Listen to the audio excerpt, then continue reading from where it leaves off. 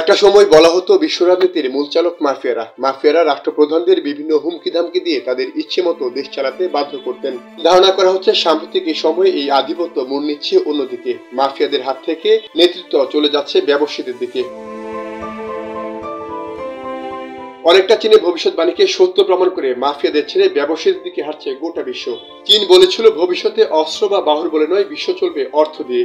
উদাহরণ খুঁজতে বেশি দূর যেতে হবে না।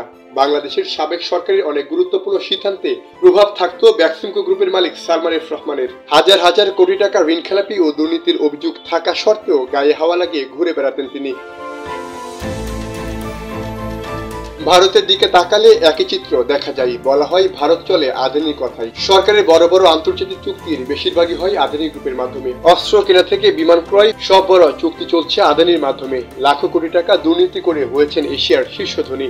সবই হয়েছেন মোদী সরকারের পৃষ্ঠপোষকতায়। এই ধারায় সবচেয়ে বড় সংযোজন হতে যাচ্ছে খুদ মার্কিন যুক্তরাষ্ট্র।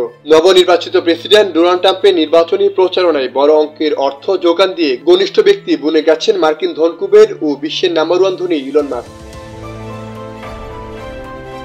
চলতি বছরের জানুয়ারি 20 তারিখ মার্কিন প্রেসিডেন্টের দায়িত্ব নিতে শপথ গ্রহণ করেন ডোনাল্ড ট্রাম্প। শপথ অনুষ্ঠানে ট্রাম্পের চেয়ে বেশি উচ্ছ্বাসিত দেখা গেছে ইলন মাস্ককে।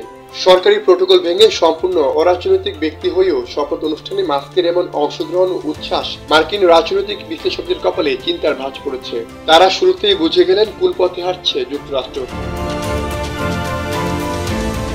কথায় আছে রাজনীতি যখন রাজনীতিবিদদের হাতে না থেকে প্রভাবশালী ব্যক্তি কিংবা ধনকুবের হাতে চলে যায়, বিশ্ব রাজনীতির বিশৃঙ্খলা তখনই শুরু হয়। এই কথাটির সত্যতা দিয়ে মার্কিন রাজনীতিতে ইলন মাস্ক তার তৎপরতা শুরু করে দিয়েছেন।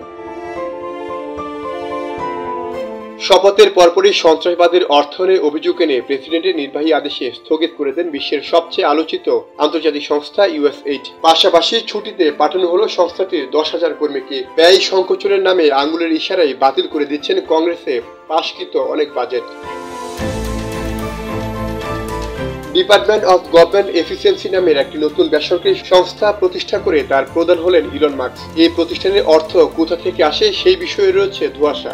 এমন সব যাচ্ছে তাই কাজে বাধা দিতে গিয়ে পদচ্যুত এমনকি চাকরিচ্যুত হয়েছেন অনেক সরকারি কর্মকর্তা। তারপর সেই খালি জায়গায় বসানো হচ্ছে মাস্কের সুপারিশকৃত লোকজন। তবে কি ট্রাম্পকে পুতুল সরকার বানিয়ে প্রকৃত সরকার হিসেবে দেশ চালাবে এই বিজনেস ম্যাগনেট?